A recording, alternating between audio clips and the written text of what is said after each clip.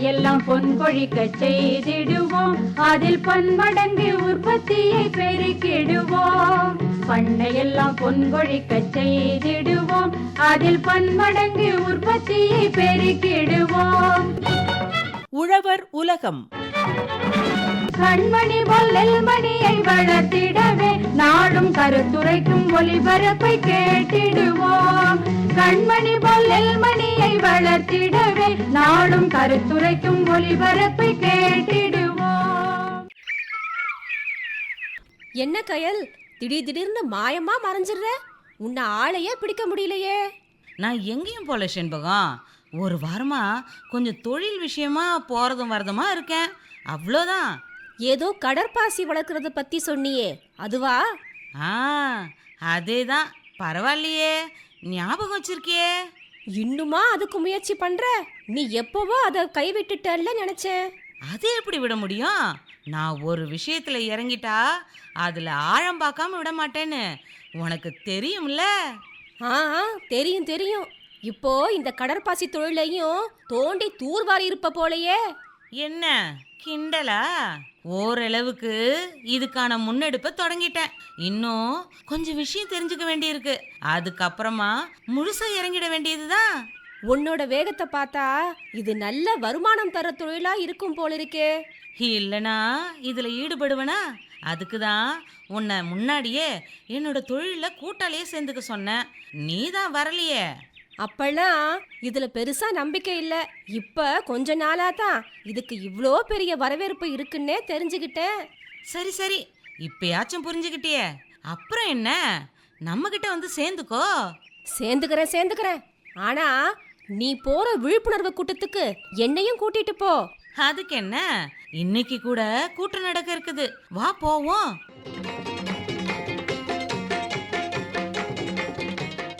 கயல், இங்க யாரு என்ன தகவல் சொல்ல போறாங்க?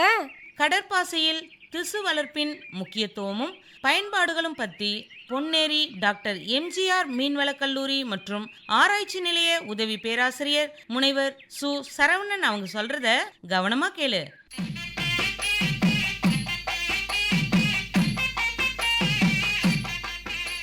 இப்போது கடல் வளம்னு பார்த்திங்கன்னா அதில் வந்து உலக அளவில் 17,000 கிலோமீட்டர் வரைக்கும் கடல் வளம் இருக்குது. அதில் வந்து பார்த்திங்கன்னா நம்ம இந்தியாவில் வந்து பார்த்திங்கன்னா 8,118 கிலோமீட்டர் வந்து டிஸ்டன்ஸ், அவ்வளோ தூரம் வந்து நம்ம கடல் வளம் இருக்குது. அதில் வந்து முக்கியமாக வந்து உலக அளவில் 16,000 கடல் பாசி வகைகள் இருக்குது. அதில் நாம் வந்து ரொம்ப கம்மியான கடல் பாசி தான் பயன்படுத்தி வருகிறோம். அதில் வந்து பார்த்திங்கன்னா கடல் பாசியில் 3 வகையாக பெரும்பாலும் பிரிக்கிறாங்க. அதில் வந்து பச்சை வகை, அடுத்து வந்து ப்ரௌன் வகை, அதுக்கடுத்து பார்த்திங்கன்னா ரெட் சீவீடுன்னு சொல்லுவாங்க, சிகப்பு வகை. அதில் சிவப்பு வகை வந்து பார்த்திங்கன்னா 7,000 ஸ்பீசிஸ் இருக்குது. பச்சை வகை வந்து ஒரு 6,000 7,000 ஸ்பீசிஸ் இருக்குது. அதே மாதிரி ப்ரௌன் டைப் வந்து பார்த்திங்கன்னா 2,000 ஸ்பீசிஸ் இருக்குது. ஸோ கிட்டத்தட்ட 16,000 வகையான கடல் பாசி வந்து கடலில் இருக்கிறதா சொல்கிறாங்க உலக அளவில். அதில் வந்து ரொம்ப கமர்ஷியலி இம்பார்ட்டன்ட் ஸ்பீசின்னு சொல்லுவாங்க. அதாவது பொருளாதார முக்கியத்துவம் வாய்ந்த கடல் பாசிகளை வந்து பார்த்திங்கன்னா கப்பாஃபைக்கஸ் ஆல்வரேசின்னு சொல்லுவாங்க. அடுத்து கிரேஸ்லேரியா, உல்வா, ஜெலிடெல்லா. ஸோ இந்த மாதிரி பாசிகள் தான் அதிகமாக வந்து பொருளாதார முக்கியத்துவம் வாய்ந்த கடல் பாசியாக இருக்கிறதா சொல்கிறாங்க.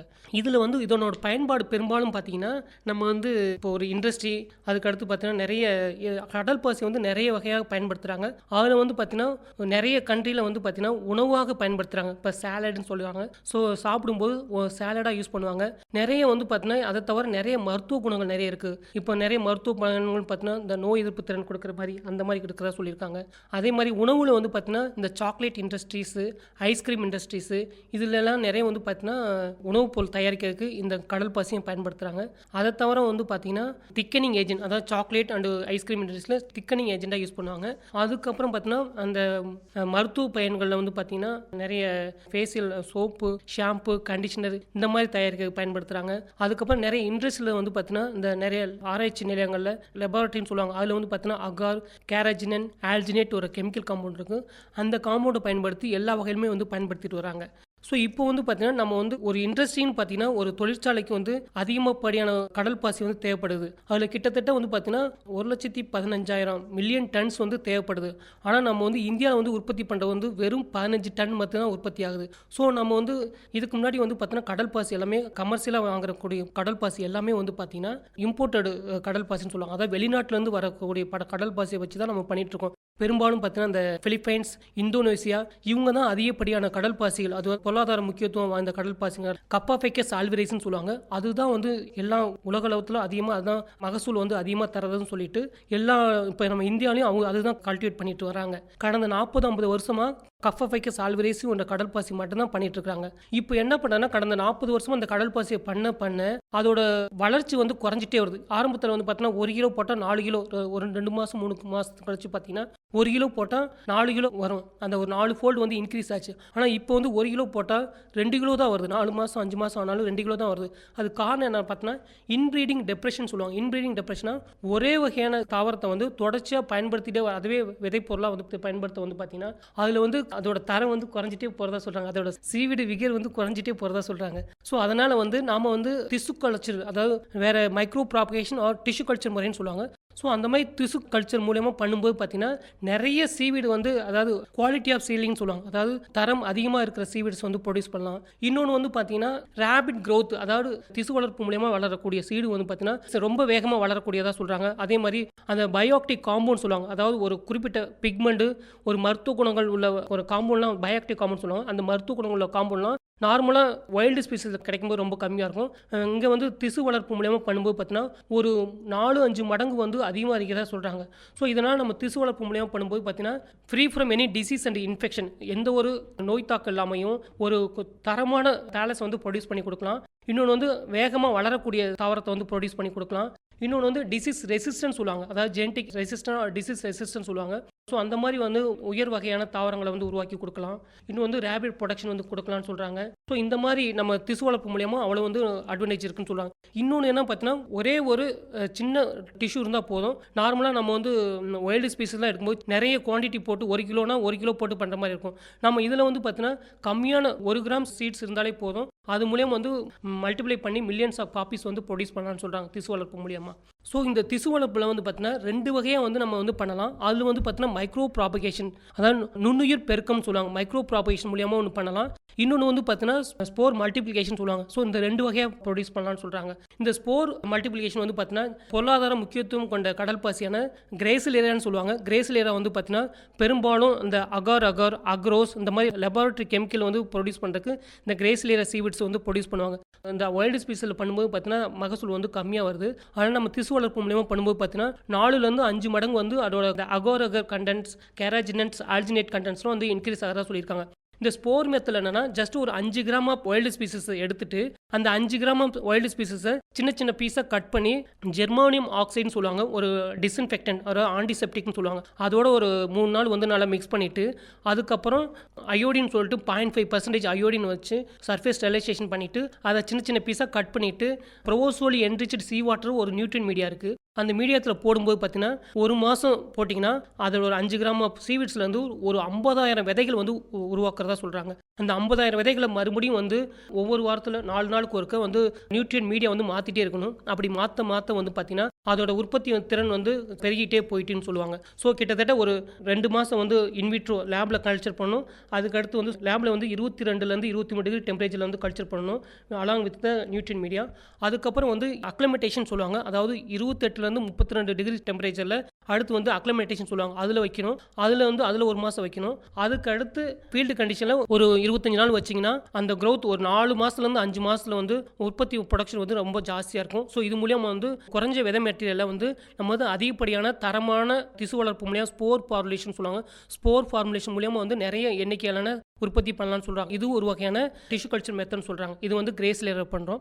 இன்னொன்று வந்து பார்த்தீங்கன்னா கப்பாஃபைக்கஸ் ஆல்வரேஸ்னு சொல்லி மைக்ரோ ப்ராபகேஷன் மெத்தடில் பண்ணுறாங்க. ஸோ இருக்கிறதுலேயும் வந்து பார்த்தீங்கன்னா மைக்ரோ ப்ராபகேஷன் மெத்தட் வந்து ரொம்ப எஃபெக்டிவான மெத்தடு. இது மூலியமாக வந்து நம்பர் ஆஃப் தரமான டேலஸ் வந்து ப்ரொடியூஸ் பண்ணலான்னு சொல்கிறாங்க கடல் பாசிலேருந்து. ஸோ இதுதான் வந்து பார்த்தீங்கன்னா ரொம்ப நல்ல மெத்தடு. இந்த மெத்தடில் வந்து நிறைய வந்து ப்ரொடியூஸ் பண்ணலான்னு சொல்கிறாங்க. இது வந்து நிறைய உலக அளவில் எல்லா லெபார்டரிஸ் வந்து பண்ணிட்டு இருக்காங்க. ஸோ இதில் வந்து பார்த்தீங்கன்னா கப்பாஃபைக்கஸ் ஆல்வரேசி இந்த சீவிட்ஸ்லாம் யூஸ் பண்ணுறாங்க.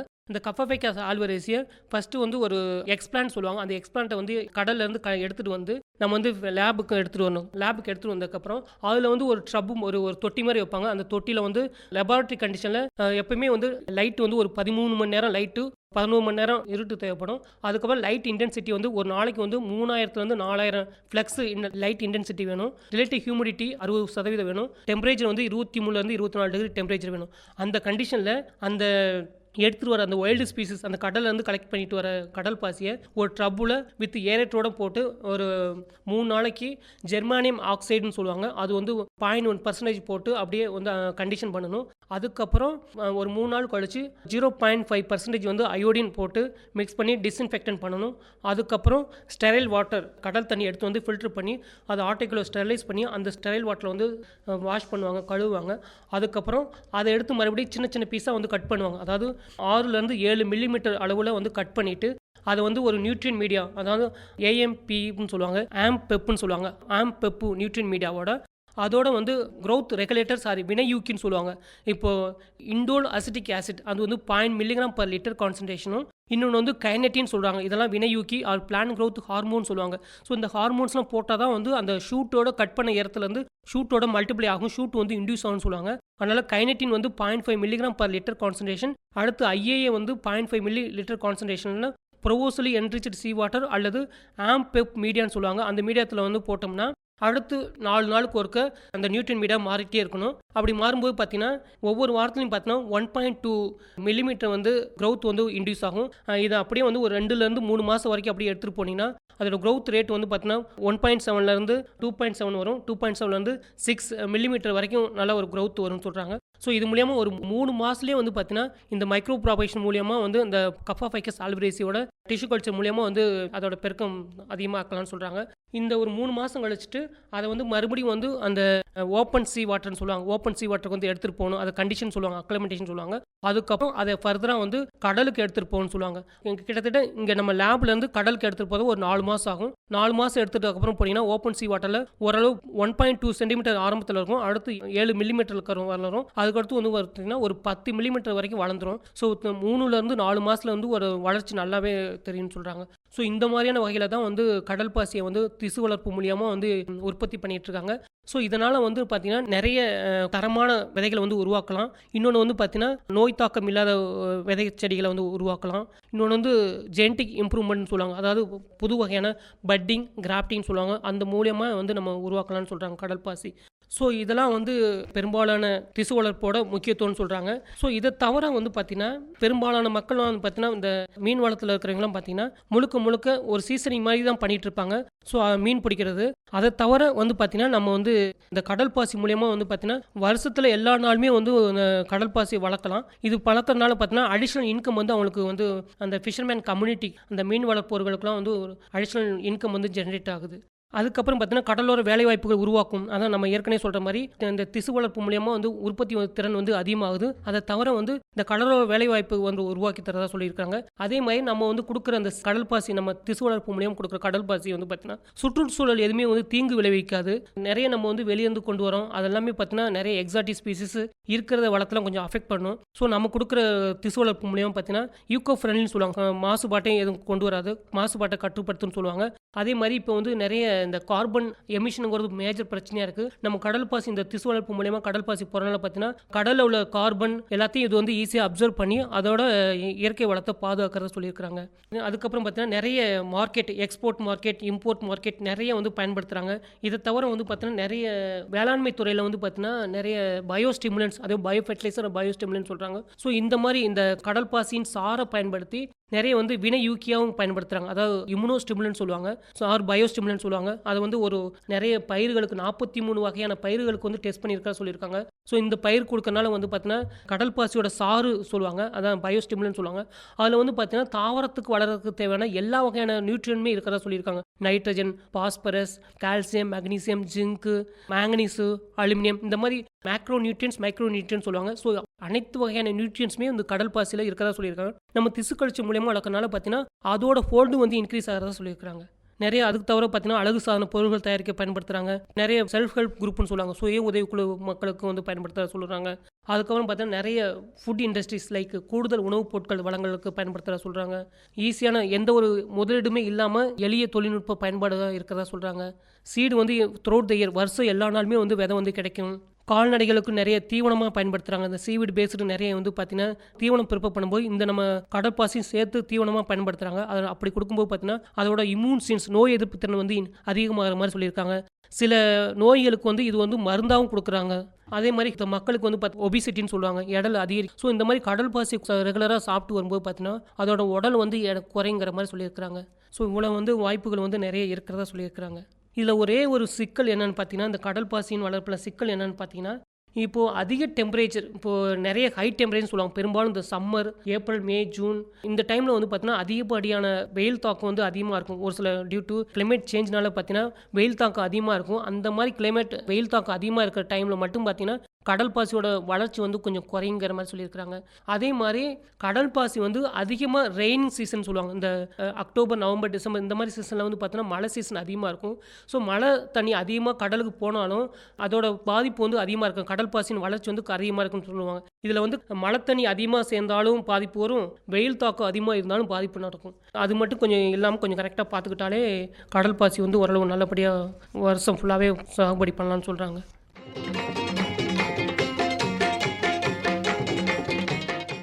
என்ன செண்பகம், கடற்பாசியில் திசு வளர்ப்பின் முக்கியத்துவமும் பயன்பாடுகளும் பற்றி பொன்னேரி டாக்டர் எம்ஜிஆர் மீன்வளக் கல்லூரி மற்றும் ஆராய்ச்சி நிலைய உதவி பேராசிரியர் முனைவர் சு சரவணன் அவங்க சொன்னது உனக்கு புரிஞ்சுதா? தெளிவா புரிஞ்சுது கயல். இந்த திசு வளர்ப்பு முறையை பின்பற்றியே கடற்பாசி வளர்ப்புல நல்ல லாபம் எடுக்கலாம் போலியே. ஆமா செண்பகம், இந்த தொழில்நுட்பம் தான் எதிர்காலத்துல நமக்கு பெரிய அளவுல கை கொடுக்க போகுது. உண்மைதான் கயல். நாம தாமதிக்காம உடனே தொழில் தொடங்குற வேலையை ஆரம்பிச்சிருவோம். தகவலை தெரிஞ்சுக்கிட்ட உடனே என்னை விட நீதான் ஆர்வமா இருக்க போலயே. நானும் உன்ன மாதிரி தான் நினைச்ச காரியத்தை முடிக்காம விட மாட்டேன், தெரியும்ல.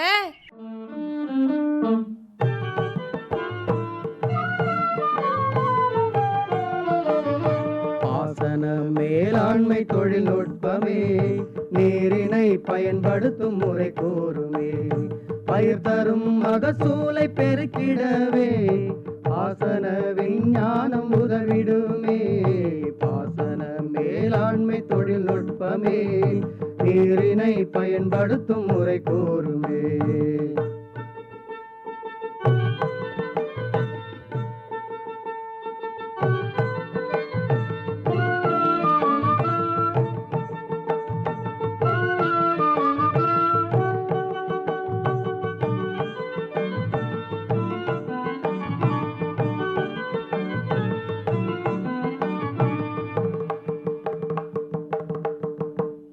மழை தரும் மேகங்கள் உருவாகவே நிழல் தரும் மரங்களை நட வேண்டுமே. மழை தரும் மேகங்கள் உருவாகவே நிழல் தரும் மரங்களை நட வேண்டுமே. கழனியில் கோடையிலும் உழவு செய்து காக்கணும் மண் வளத்தை எந்நாளுமே. கழனியில் கோடையிலும் உழவு செய்து காக்கணும் மண் வளத்தை எந்நாளுமே. வளரும் பயிர் காக்க தேவை அறிந்து மண்ணின் வகை பார்த்து நீர் பாய்ச்சுவோம். வளரும் பயிர் காக்க தேவை அறிந்து மண்ணின் வகை பார்த்து நீர் பாய்ச்சுவோம். விளையும் வேர் பகுதியின் உயிர் காக்கவே வேண்டும் நீர் மட்டும் போதும் என்போம். விளையும் வேர் பகுதியின் உயிர் காக்கவே வேண்டும் நீர் மட்டும் போதும் என்போம். பாசன மேலாண்மை தொழில்நுட்பமே நீரினை பயன்படுத்தும் முறை கூறுமே.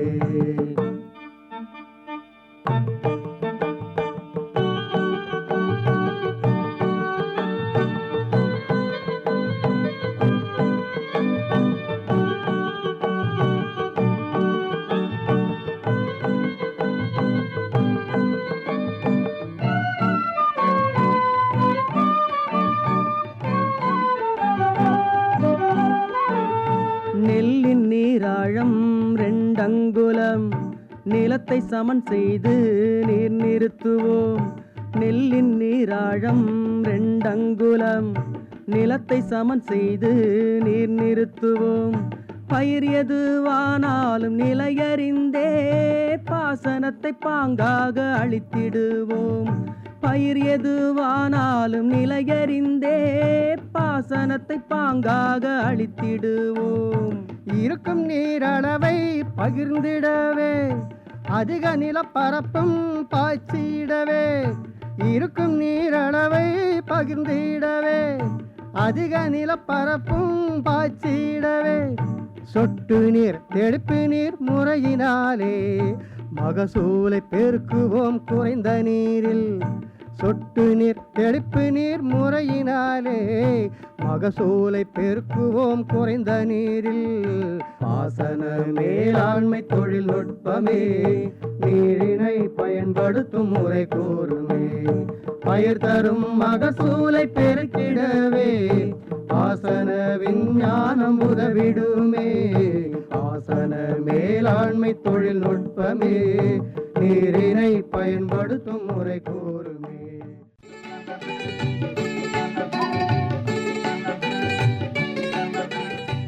வேளாண் திட்டங்கள். பிரதம மந்திரி பயிர் காப்பீடு திட்டம். இந்தியா ஒரு வேளாண்மை நாடாகும். நாட்டின் பெரும்பாலான மக்கள் வேளாண்மையை வாழ்வாதாரமாக கொண்டுள்ளனர். ஆனால் வேளாண்மை இயற்கை சார்ந்த தொழிலாக இருப்பதால் மழையின்மை, வெள்ளம், புயல், வறட்சி, பூச்சி தாக்குதல், நோய்கள் போன்ற பல்வேறு காரணங்களால் விவசாயிகள் பெரும் இழப்புகளை சந்திக்கின்றனர். இத்தகைய இழப்புகளால் விவசாயிகள் கடனில் சிக்கி பொருளாதார நெருக்கடிக்கு உள்ளாகின்றனர். விவசாயிகளின் இழப்புகளை குறைத்து அவர்களுக்கு பொருளாதார பாதுகாப்பு வழங்கும் நோக்கில் இந்திய அரசு பிரதம மந்திரி பயிர் காப்பீடு திட்டத்தை வேளாண் மற்றும் விவசாயிகள் நல அமைச்சகத்தின் கீழ் செயல்படுத்தி வருகிறது. பிரதம மந்திரி பயிர் காப்பீட்டு திட்டத்தின் முக்கிய நோக்கம் விவசாயிகளுக்கு பயிர் இழப்புகளிலிருந்து பாதுகாப்பு வழங்குவதே ஆகும். இயற்கை பேரிடர்களான வறட்சி, வெள்ளம், புயல், ஆலங்கட்டி மழை, பூச்சி மற்றும் நோய் தாக்குதல் போன்ற காரணங்களால் பயிர் சேதமடையும் போது விவசாயிகளுக்கு இழப்பீடு வழங்கப்படுகிறது. இதன் மூலம் விவசாயிகள் மீண்டும் விவசாயத்தில் ஈடுபட ஊக்கமடைகின்றனர். மேலும் விவசாயிகளின் வருமானத்தை நிலைப்படுத்தி அவர்களின் பொருளாதார நிலையை மேம்படுத்துவதும் இந்த திட்டத்தின் மற்றும் ஒரு நோக்கமாகும். இந்த திட்டத்தின் முக்கிய அம்சங்களுள் ஒன்று குறைந்த காப்பீடு கட்டணமாகும். கரீஃப் பருவ பயிர்களுக்கு விவசாயிகள் 2% மட்டுமே காப்பீடு கட்டணமாக செலுத்த வேண்டும். ரபி பருவத்தில் 1.5%, தோட்டக்கலை பயிர்களுக்கு 5% கட்டணமாக நிர்ணயிக்கப்பட்டுள்ளது. மீதமுள்ள தொகையை மத்திய மற்றும் மாநில அரசுகள் வழங்குகின்றன. இதனால் சிறு மற்றும் குறு விவசாயிகளும் எளிதாக இந்த திட்டத்தில் சேர முடிகிறது. விதைப்பு முதல் அறுவடை வரை ஏற்படும் அனைத்து வகையான பயிர் இழப்புகளுக்கும் பாதுகாப்பு வழங்கப்படுகிறது. விதைப்பு செய்ய முடியாத நிலை ஏற்பட்டாலும் இழப்பீடு வழங்கப்படுகிறது. அறுவடை செய்யப்பட்ட பிறகு 14 நாட்கள் வரை மழை அல்லது இயற்கை சீற்றத்தால் சேதம் ஏற்பட்டாலும் காப்பீட்டு நன்மை கிடைக்கும். இதனால் விவசாயிகள் முழுமையான பாதுகாப்பை பெறுகின்றனர். இந்த திட்டத்தில் விவசாயிகள் வங்கிகள், கூட்டுறவு சங்கங்கள் அல்லது இணையதளத்தின் மூலம் பதிவு செய்யலாம். பயிர் கடன் பெறும் விவசாயிகள் தானாகவே இந்த திட்டத்தில் சேர்க்கப்படுகின்றனர். கடன் பெறாத விவசாயிகளும் விருப்பத்தின் அடிப்படையில் இணையலாம். விவசாயிகள் தங்கள் நில விவரங்கள், பயிர் விவரங்கள் மற்றும் ஆதார் விவரங்களை வழங்கி பதிவு செய்து கொள்ள வேண்டும். பயிர் சேதம் ஏற்பட்டால் அரசு அதிகாரிகள் மற்றும் காப்பீடு நிறுவனங்கள் ஆய்வு நடத்துகின்றன. அதன் அடிப்படையில் இழப்பீட்டுத் தொகை கணக்கிடப்பட்டு நேரடியாக விவசாயிகளின் வங்கிக் கணக்கில் செலுத்தப்படுகிறது. தற்போது தொழில்நுட்ப வசதிகள், செயற்கைக்கோள் படங்கள், ட்ரோன் ஆய்வு போன்ற நவீன முறைகளும் பயன்படுத்தப்படுகின்றன. இந்த திட்டமானது விவசாயிகளுக்கு மிகப்பெரிய பாதுகாப்பு கவசமாக செயல்படுகிறது.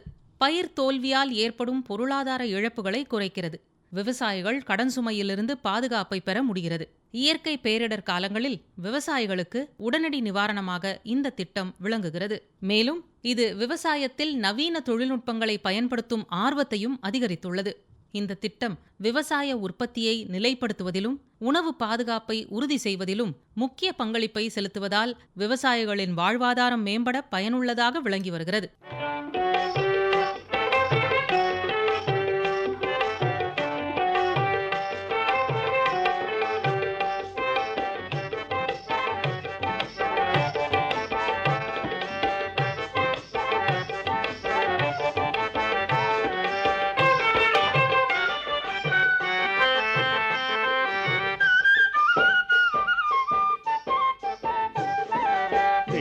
வரும் நேரம் அதை கற்பனை செய்வோம். விளைந்து வரும் நேரம் அதை கற்பனை செய்வோம். அது வீடு வந்து சேர்ந்தவுடன் விற்பனை செய்வோம். விளைந்து வரும் நேரம் அதை கற்பனை செய்வோம். அது வீடு வந்து சேர்ந்தவுடன் விற்பனை செய்வோம். விளைந்து வரும் நேரம் அதை கற்பனை செய்வோம்.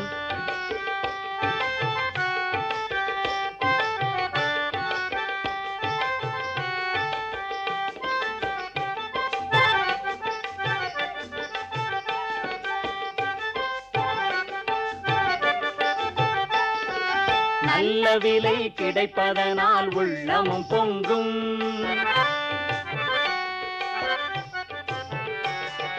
நல்ல விலை கிடைப்பதனால் உள்ளமும் பொங்கும். அதை நடத்துவது கூட்டுறவு விற்பனை சங்கம். நல்ல விலை கிடைப்பதனால் உள்ளமும் பொங்கும். அதை நடத்துவது கூட்டுறவு விற்பனை சங்கம். வரும் நேரம் அதை கற்பனை செய்வோம். அது வீடு வந்து சேர்ந்தவுடன் விற்பனை செய்வோம். விளைந்து வரும் நேரம் அதை கற்பனை செய்வோம்.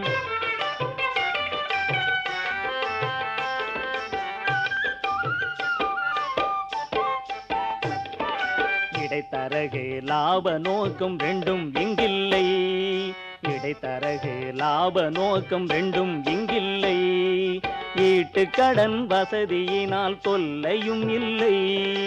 இடைத்தரகு லாப நோக்கம் ரெண்டும் இங்கில்லை. வீட்டு கடன் வசதியினால் தொல்லையும் இல்லை. தரம் பிரிக்க பதப்படுத்த வசதிகள் உண்டு.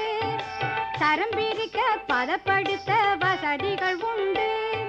தாராளமாய் சேமிக்கவும் கிடங்குகள் உண்டு. தரம் பிரிக்க பதப்படுத்த வசதிகள் உண்டு. தாராளமாய் சேமிக்கவும் கிடங்குகள் உண்டு. விளைந்து வரும் நேரம் அதை கற்பனை செய்வோம். அது வீடு வந்து சேர்ந்தவுடன் விற்பனை செய்வோம். விளைந்து வரும் நேரம் அதை கற்பனை செய்வோம்.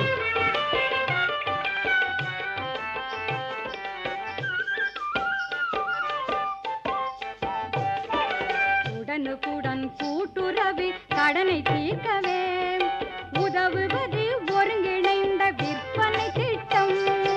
உடனுக்குடன் கூட்டுறவு கடனை தீர்க்கவே உதவுவது ஒருங்கிணைந்த விற்பனை திட்டம்.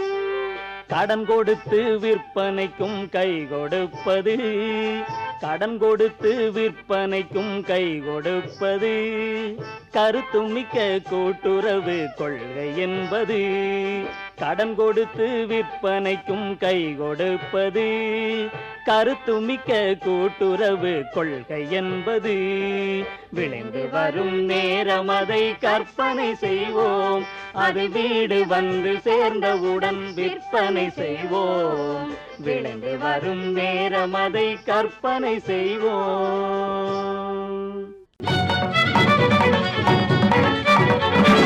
உண்ணும் பொருள் அத்தனையும் விளைத்திடுவோம். நித்தம் உழைப்பால் நில மகளை வணங்கிடுவோம். அமைப்பில் உதவி ஏ. சூரியகுமார்.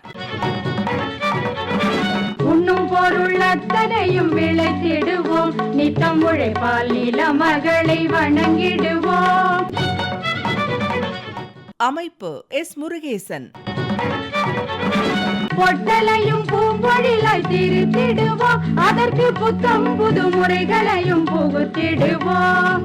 பொட்டலையும் பூம்பொழிலாய் திருத்திடுவோம். அதற்கு புத்தம் புது முறைகளையும் புகுத்திடுவோம். இத்துடன் இன்றைய உழவர் உலகம் நிகழ்ச்சி நிறைவு பெறுகிறது. பட்டி தொட்டி சொர்க்கமாக பாடுபட்டே நம் பாரத சமுதாயத்தை உயர்த்திடுவோம். பட்டி தொட்டி சொர்க்கமாக பாடுபட்டே நம் பாரத சமுதாயத்தை உயர்த்திடுவோம்.